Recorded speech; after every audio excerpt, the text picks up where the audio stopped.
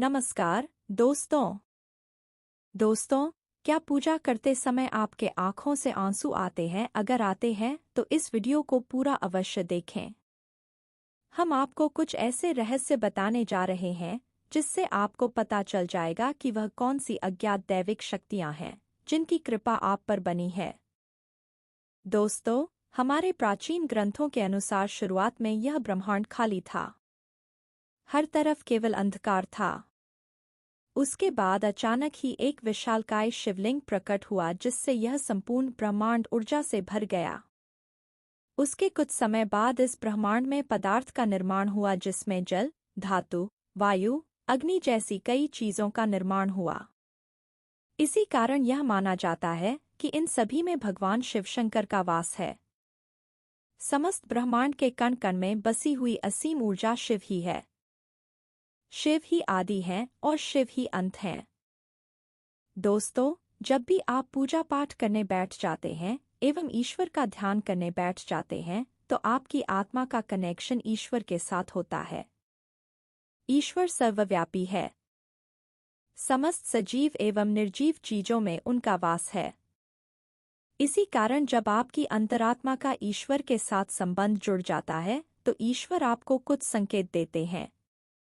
ये संकेत बड़े ही साधारण होते हैं जिन पर हम दूर लक्ष्य करते हैं और ईश्वर के संकेतों को समझ नहीं पाते।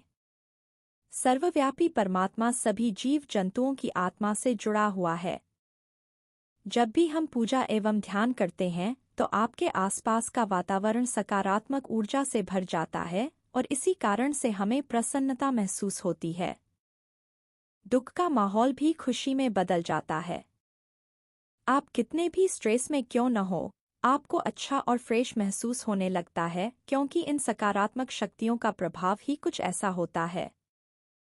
कई बार विद्यार्थी पढ़ाई करते समय माँ सरस्वती का ध्यान करते हैं तो उनकी आंखों में आंसू आ जाते हैं अथवा अचानक से नींद आने लगती है।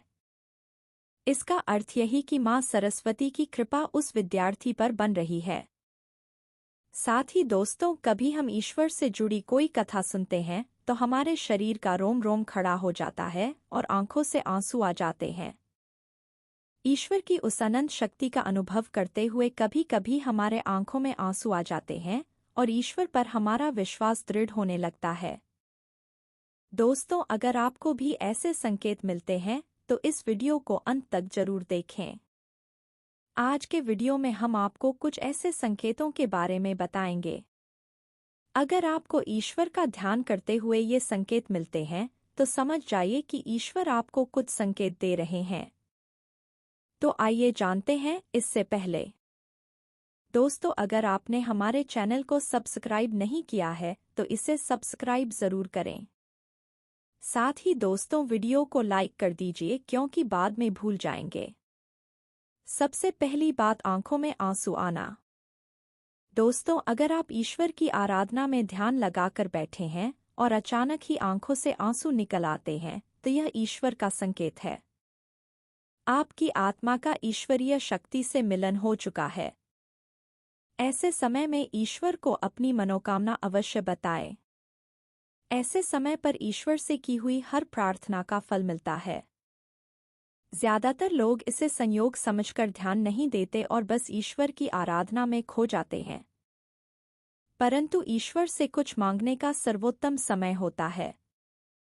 जब आप पूजा करें और आपकी आंखों में आंसू आ जाए तो ईश्वर को आपके जीवन के दुख एवं कष्टों के निवारण की प्रार्थना करें।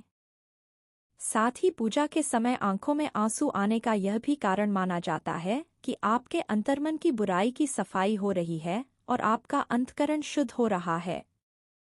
दूसरी बात है जलाई हुई ज्योति का बढ़ना। दोस्तों, अग्नि पंच तत्वों में से एक है। इसमें भगवान शिव शंकर का वास है। अगर आप पूजा कर रहे हैं और आपके सामने रखी दीपक या आरती की ज्योत बढ़ जाए तो यह एक ईश्वर का संकेत है कि वे आपकी पूजा और सच्ची भक्ति से प्रसन्न है। ऐसे समय पर हमें ईश्वर की प्रार्थना करनी चाहिए और अपनी मनोकामना बतानी चाहिए। तीसरी बात, धूप बत्ती का धुआं।